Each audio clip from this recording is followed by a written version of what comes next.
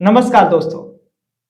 आज के इस वीडियो में जनपद मैनपुरी के अंदर राजनीति और शिक्षा के क्षेत्र में पहचान रखने वाले हमारे संजीव एटम सर, नमस्ते सर, नमस्कार।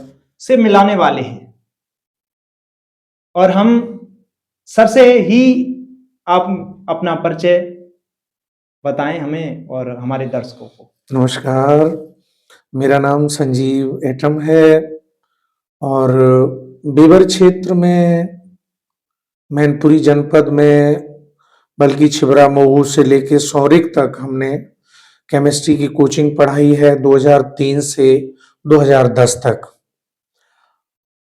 हमने एमएससी किया जनता महाविद्यालय अजीतमल जो अब औरैया में है। उसके बाद हमने एमफिल किया। हमने 2 वर्ष तक सिविल सेवा की तैयारी की और फिर हमने कोचिंग पढ़ाई।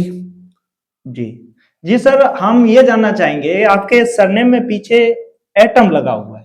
जी जी हमारे केमिस्ट्री में 11th में पहला पार्ट है एटॉमिक स्ट्रक्चर, परमाणु संरचना। जी हाँ। उसका पहला पॉइंट है एटम। जी तो जब हम दिल्ली से सिविल सेवा की तैयारी करके वापस लौटे, बहुत हताश और निराश थे, तो हमने कहा कि अगर हम संजीव यादव लिखेंगे या संजीव कुमार लिखेंगे तो शायद उतना प्रभाव नहीं पड़ेगा।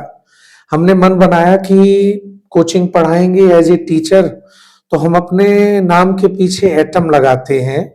और नवंबर 2003 में हम आए दिल्ली से वापस। जी हमने पंपलेट छपवाए, खुद चिपकाए, नाम के पीछे एटम लगा दिया। तो बच्चे ये सोच करके आए कि देखें ये क्या है, कौन है संजीव एटम। और देखते देखते लगभग हमारे पास 70 से 75 बच्चे हो गए और 2 महीने में हमने बच्चों के साथ मेहनत की, बहुत अच्छा रिजल्ट आया। फिर कभी हमने शिक्षा जगत में पीछे मुड़ के नहीं देखा। कह सकते हैं जो एटम शब्द है वो रसायन विज्ञान से ये परिचय बना दिया इससे जैसे पहचान सी हो गई, पहचान बन गई फिर हमारी ये। आप लगातार शिक्षा जगत में लोगों की सेवा कर ही रहे थे, फिर आपको राजनीति से किस प्रकार प्रभाव? मुझे लगता है कि निश्चित रूप से राजनीति में वहीं से लीडरशिप शुरू हो गई थी। जी 12th से ही, जब हम एक टीम के रूप में काम कर रहे थे। उसके बाद इंटर किया, फिर डीएवी कॉलेज कानपुर गए, बहुत बड़ा राजनीति का वो हब था, तो वहां छात्र राजनीति शुरू की। उसके बाद यहाँ हमारे बेवर में एक शंकरलाल बाथम जी हुआ करते थे और घुटारे के श्री रुस्तम सिंह यादव दद्दार थे। तो उनसे मैं प्रभावित हुआ, शहीद मेले मंच पे जाता था, वहां उनसे भेंट हुई, उनसे मिलना। उन्होंने फिर मुझे मैनपुरी ले जाना शुरू कर दिया। वो लोग समाजवादी पार्टी में बहुत अच्छे ओहदा रखते थे, तो वहां जाता था, बोलता था उल्टी सीधी टूटी फूटी भाषा में, और वहां से फिर बोलना शुरू किया। राजनीति में अगर मुझे कोई लाया तो स्वर्गीय श्री शंकरलाल बाथम जी और स्वर्गीय श्री रुस्तम सिंह दद्दा। अच्छा, ये कह सकते हैं जो ये राजनीति आपके गुरु रहे हैं, ये हमारे राजनीति गुरु रहे। अच्छा, आपने जो भी बताया उससे हमें यही महसूस हुआ कि आपने शिक्षा के साथ साथ राजनीति को जोड़ा है। क्या दोनों अंग दोनों एक ही हैं? मुझे राजनीति में मैं नेताजी से बहुत प्रभावित था, स्वर्गीय श्री मुलायम सिंह यादव जी से। और नेताजी से जब भी मिला तो लगा कि नहीं, मुझे भी राजनीति में आना चाहिए। जी, तो आपके अनुसार ये है कि जो राजनीति है वो ऐसा नहीं है, लोग कहते हैं कि ज्यादातर आप शिक्षक हैं सर, तो शिक्षक के अनुसार राजनीति में पढ़े लिखे लोगों का ही प्रवेश। एक मिनट, मैं आपको यहाँ रोकूंगा। बाबा साहब भीमराव अंबेडकर ने कहा था कि राजनीति दुनिया की वो चाबी है जिससे दुनिया का कोई भी ताला खुलता है। तो मैं युवाओं से, शिक्षित युवाओं से, पढ़े लिखे युवाओं से मेहनती ईमानदार युवाओं से कहना चाहता हूं कि आप लोगों को राजनीति में आगे आना चाहिए और जो शिक्षित पढ़े लिखे अच्छे व्यक्ति हैं उनको आगे बढ़ाना चाहिए, उनको मौका मिलना चाहिए ताकि वो कुछ कर सकें। लेकिन जो लोग इस तरह के होते हैं जिनकी अभी मैंने बात की थी, वो हर संभव प्रयास करते हैं रोकने का, जी। लेकिन मैंने कभी हार नहीं मानी। मैं 1994 से राजनीति में काम करता रहा हूं और आज 2025 है, मैंने कभी हिम्मत नहीं हारी और आगे भी नहीं हारूंगा जब तक सांसें हैं, राजनीति कर रहे हैं, दमदारी से कर रहे हैं और कभी हौसला नहीं मेरा टूटा। 2015 में हमने अपना पहला चुनाव लड़ा था जिला पंचायत सदस्य का, वार्ड 6 से जनपद मैनपुरी के। जी। और मैं तो ऋणी हूं अपने वार्ड के सम्मानित बुजुर्गों का, माताओं बहनों बेटियों का, युवा साथियों का, कि उन्होंने इस फकीर को मात्र मैं 42 वोट से हारा था, मुझे इतना वोट दिया और 28 घंटे तक मैं एक बार भी आगे नहीं, मतलब पीछे नहीं हुआ था। और कब, जब वहां के वर्तमान जिलाधिकारी ने, तत्कालीन जिलाधिकारी ने मुझे 2.5 घंटे काउंटिंग हॉल से बाहर निकाल दिया था मेरे एजेंट को। उसके बावजूद हमारी सम्मानित जनता ने हमको इतना वोट दिया था, मात्र 42 वोट से हारा था। और अब फिर लड़ रहा हूं, अच्छा, फिर लड़ रहा हूं, वार्ड 6 से फिर लड़ रहा हूं। तो और जो भी वार्ड 6 के लोग हैं सर को सुन रहे हैं, तो सर आपको बता ही रहे हैं। केवल वार्ड 6 की बात नहीं है, मेरी पूंजी सौरिख, कन्नौज से लेके छिबरा, मऊ, गुरसाईगंज से लेके पड़रिया चौराहे तक मेरे पढ़ाए हुए बच्चे हैं। जो जहां है मैं उनसे समर्थन मांगता हूं कि अगर आपको लगता है कि संजीव एटम में लीडरशिप के गुण हैं, संजीव एटम समाज के लिए कुछ करना चाहता है, तो वहां से मेरा समर्थन करिए, मेरा सहयोग करिए, सोशल मीडिया के माध्यम से मेरा सहयोग करिए और मुझे चुनाव जिताइए। कहने के लिए समझदार के लिए सारा काफी है। तो जब ऐसा आपने, जब भी ये चुनाव इतना हुआ, तो कभी कभी लोगों की सेवा, आप तो सेवा कर ही रहे हैं लगातार, एजुकेशन शिक्षा के क्षेत्र में लगे हुए हैं, प्लस राजनीति के क्षेत्र में लगे हुए हैं। जब इतना हुआ होगा, मात्र 42 वोट सर, तो आपको किस प्रकार का हताशा या कोई ऐसा कुछ? हताशा तो देखो होती है, अगर आपने मैं लोहिया वाहिनी का जिला अध्यक्ष था, लाल टोपी, लाल शर्ट, काला पैंट मेरी पहचान थी। लाखों की भीड़ में राष्ट्रीय अध्यक्ष जी और नेताजी हमारा नाम लेते थे, एटम के ही नाम से हमको बुलाते थे। और आज भी राष्ट्रीय अध्यक्ष जी जहां कहीं भी मिलते हैं, देखते हैं, तो हमें एटम के नाम से बुलाते हैं। ये भी एक बहुत बड़ी उपलब्धि है। तो हताशा यही हुई कि मुझ जैसे व्यक्ति को शायद जबरदस्ती हरा दिया गया था। मुझे लगता है कि मुझे जबरदस्ती हराया था। अच्छा, तो हमारे अनुसार कोशिश करने वालों की हार नहीं, कभी हार नहीं होती है, और यही सिद्धांत आप लगाए हुए हैं। बिल्कुल बिल्कुल। हिम्मते मर्दा मद दे खुदा, खुदी को कर बुलंद इतना कि हर तदबीर से पहले खुदा तुझसे पूछे, बता बंदे तेरी रजा क्या है। अरे बहुत सुंदर सर। सर, हमारे जो भी युवा साथी हैं, विद्यार्थीगण हैं, उनके लिए देखो, विद्यार्थियों के लिए तो मैं यही कहना चाहूंगा कि कोई है, ऐसा कोई है जो ये चाहता है कि हमारे बच्चे ना पढ़ें। आपको राहुल भाई याद होगा, बराक ओबामा जी से मैं बहुत प्रभावित हूं।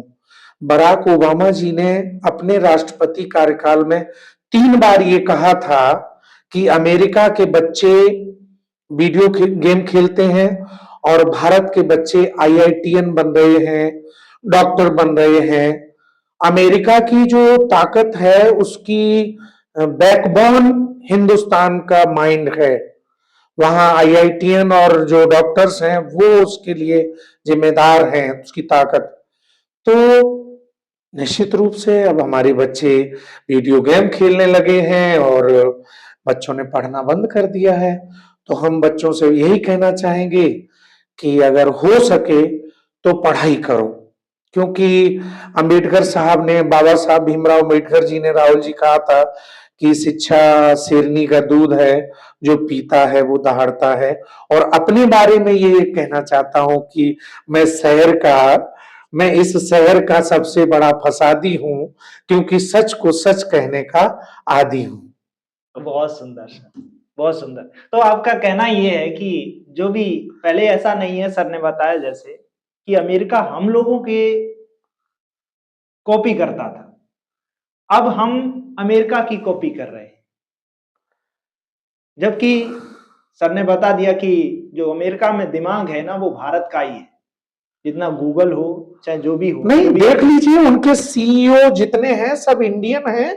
जितनी बहुराष्ट्रीय कंपनियां आप टॉप 100 निकालिए, उनमें देखिए 60% इंडियंस हैं उनमें सीईओ। और कानपुर का जो टॉप 100 होते हैं बच्चे, वो सब ले जाते हैं बिल गेट्स। हाँ, तो हम कह सकते हैं कि काम हम कर रहे हैं और मालिकी कोई और कर रहा है। मालिकी कोई, ये तो सब जगह है, ये तो सभी जगह है कि काम कोई करता है धरातल पे और मौज कोई काटता है। जिस एक बात राहुल भाई हम आपको और याद कर दिलाएंगे कि जब हमारे साथ 250-300 बच्चे रहते थे, मेरे साथी, लाल शर्ट काला पैंट लाल टोपी पहन के हम बैंडबाजी लगते थे, बैंडबाजी वाले लगते थे। जी, जी। और लोगों को ताज्जुब होता था कि ये मास्टर पागल हो गया है, ये नारे लगाता है मुलायम सिंह यादव जिंदाबाद, समाजवादी पार्टी जिंदाबाद, ये पागल हो गया। वास्तव में मैं पागल हो गया जी।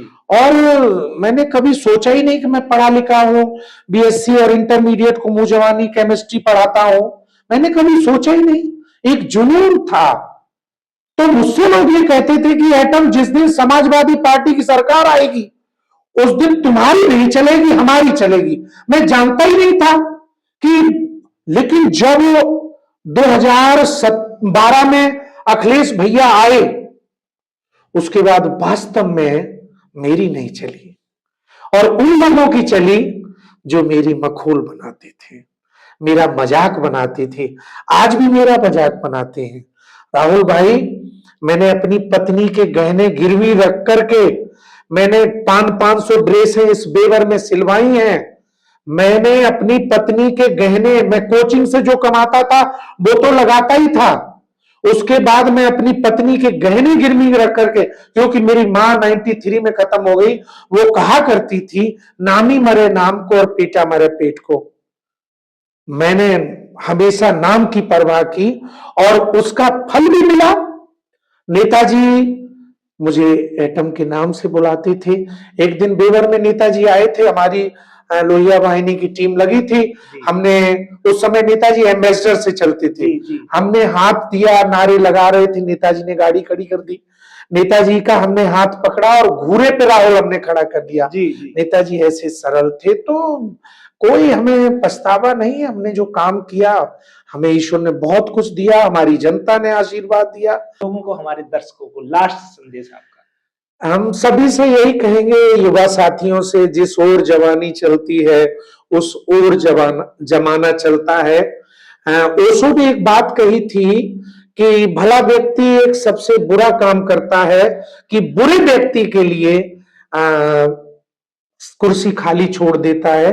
आप देखिए समाज में 2% लोग, ज्यादा 2% से ज्यादा बुरे लोग नहीं है, लेकिन वो हम पे हुकूमत करते हैं और हम 98% लोग उनकी गुलामी करते हैं। इस गुलामी से बाहर निकलिए। मुझे नहीं पता है कि मैं चुनाव जीतूंगा हारूंगा, ये तो जनता तय करेगी, लेकिन युवा साथियों आपको लगना चाहिए, आप निकलिए बाहर और देखिए कि कोई शिक्षित अच्छा व्यक्ति, अच्छा व्यक्तित्व अगर है तो उसको राजनीति में आगे बढ़ाइए। बहुत बहुत हम एक किसी शायर की पंक्तियां दो जरूर पढ़ना चाहेंगे राहुल भाई। जी, जी, जी। संजीव एटम को मेरी माँ कहा करती थी, 93 में खत्म हो गई, कि बाढ़े पुत्र पिता के धर्मा, खेती बाढ़े अपने कर्मा।